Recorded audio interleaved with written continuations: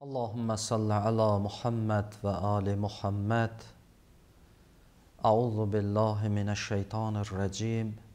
Bismillahirrahmanirrahim. Allah'ın salam ve salavatı olsun peyğəmbərlərin sonuncusu və fəzilətlisinə və o peyğəmbərin mutəhhər əhl-i beytinə, xüsusən şəhadət günlərini yaşadığımız qızı Vəliyyətullah 11 imamın anası xanım Zəhra salamullahi əleyhaya və o xanımın şəhadət günlərini yaşayırıq. Onun balası zəmanəmizin imamı Ağa İmam-ı-Zaman Əccəlallahu Teala Fərəcəhu Şərifə və siz əzizlərə bu şəhadət günləri münasibəti ilə başsağlığı ərz edirəm.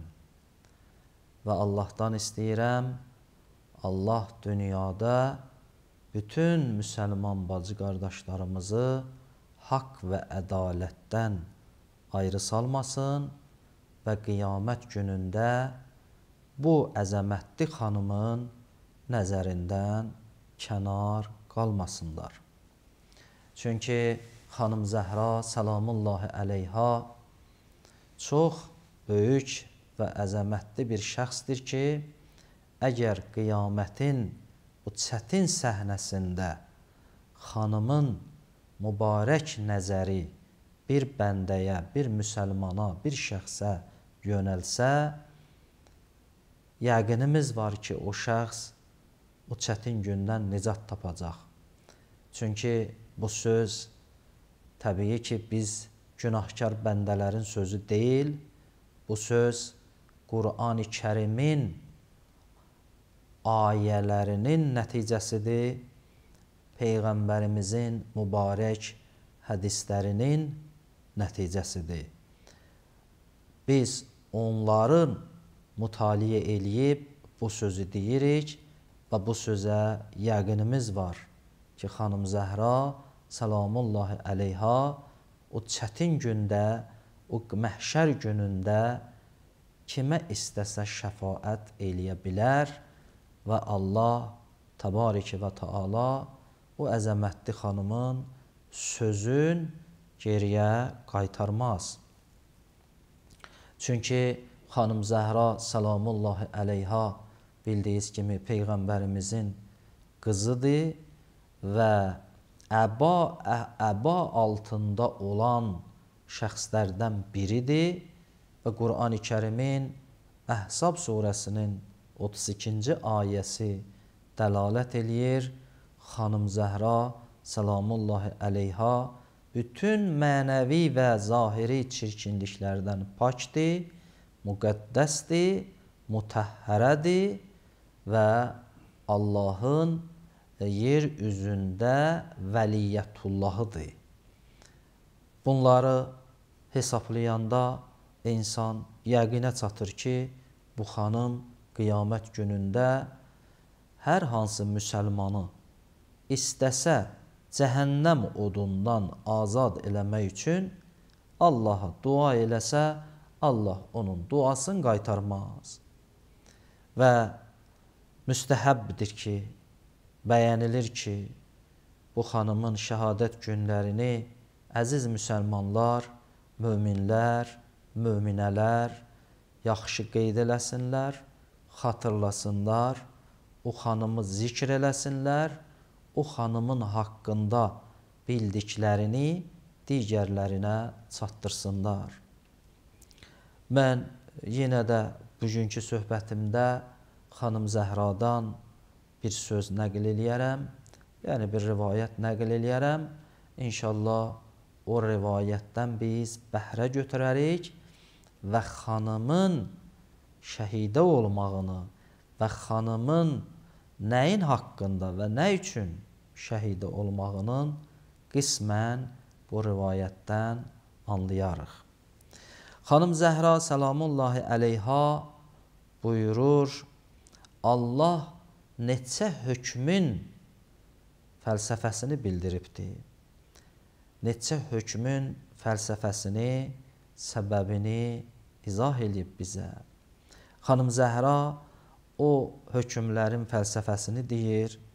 Buyurur, Allah təbarəkə və təala bizə ki, Quranda əmr eləyir. Deyir, siz iman gətirin. Aminu billah. Allaha iman gətirin. Nəyə görədir? Səbəb nədir? Allah istəyir bəndəsi şirkdən pak olsun. İstəyir bəndəsi müşrik olmasın. İstəyir bəndəsi muvahhid olsun. Yəni, tək Allaha iman gətirsin. Səbəbi budur. Ona görə Allah imanı bizə vacib eləyib. İkinci hökm, Allah bizə Qur'an-ı Kərimdə namazı vacib eləyib. Neçə yerdə buyurur Allah. Bismillah, əqimussalat və atuz zəkat, əqimussalat, lidulukiş-şəms, ilə qəsəqilleyl. Ayələrdir Qur'an-ı Kərimin. Özü də əmr formasında Allah bizdən namazı istəyir. Xanım Zəhra salamullahi əleyha buyurur, səbəbi bundan ibarətdir ki, Allah namazı bizdən ona görə istəyir ki, biz təkəbbürlükdən uzaq olaq. Tənzihən ləkum ənil kibr. Bizi təkəbbürlükdən pak eləsin.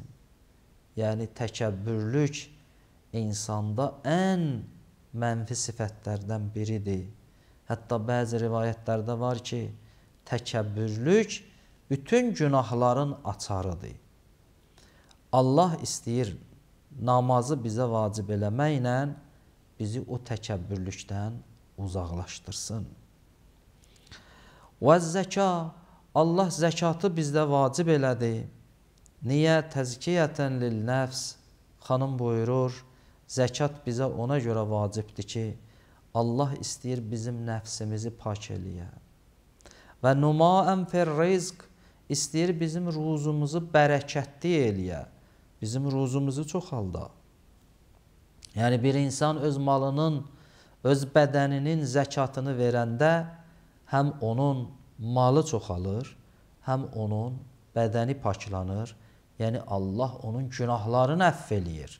Günahlarını əfv eləyəndən sonra bunun cismi paklanır və malın zəkatını verəndə onun ruzusu bol olur, onun ruzusu bərəkətli olur, mənfəhətli olur.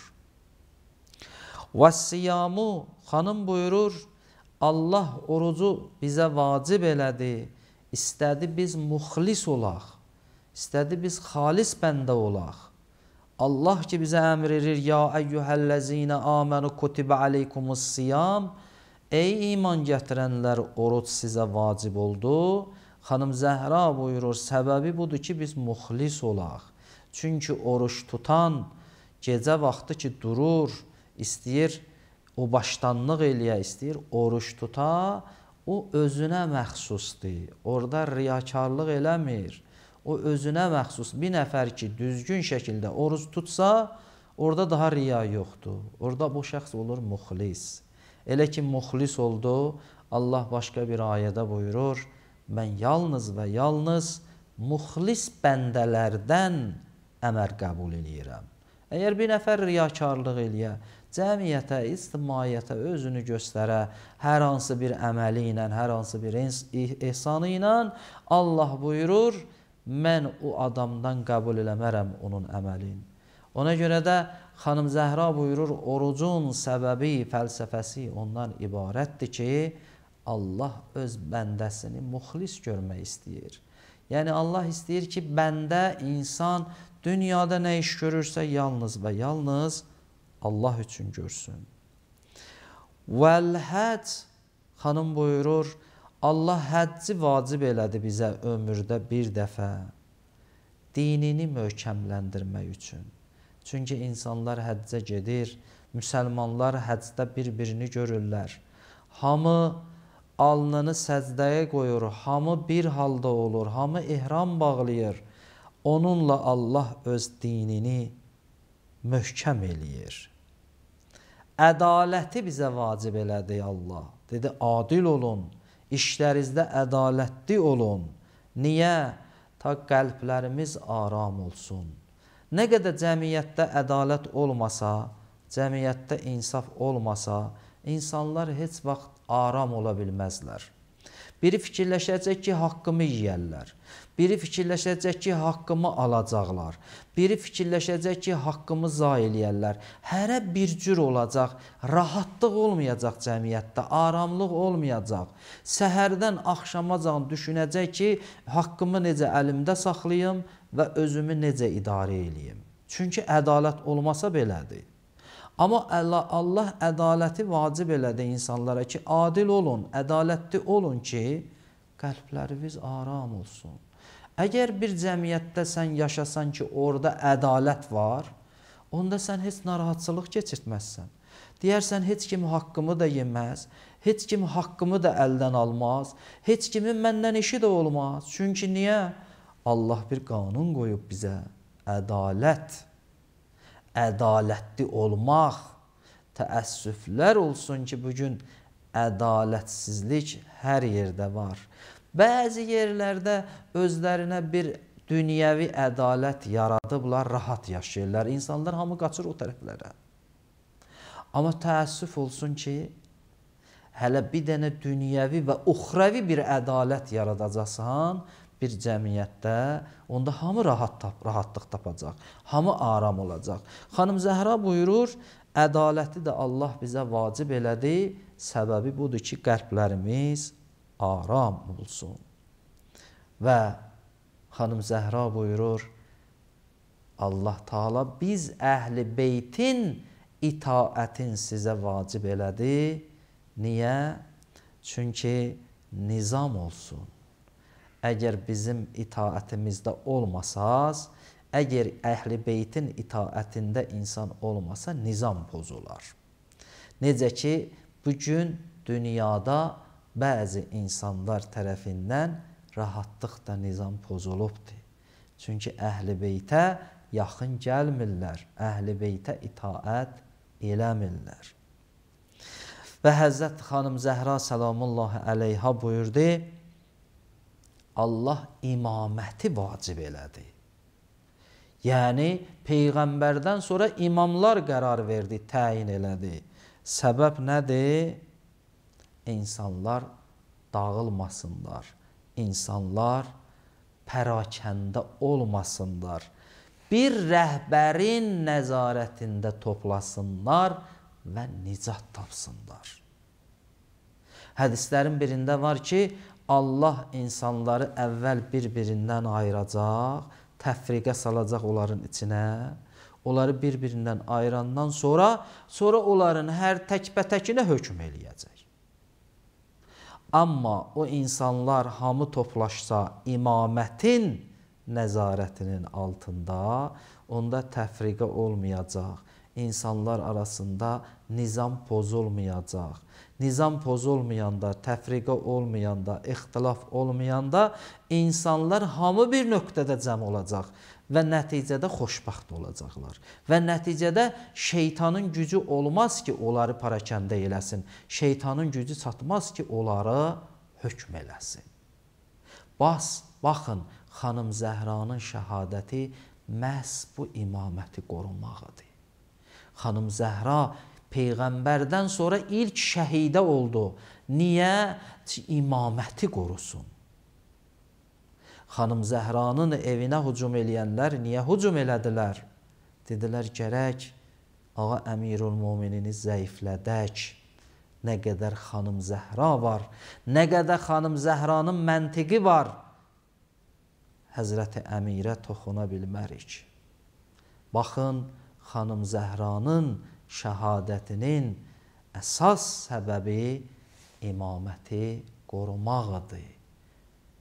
Lakin eləyə bilməzdilər ki, o şəxslər xanım Zəhranın evinə hücum eləməyərlər. Əlbəttə eləyə bilərdilər, hücum eləməsinlər.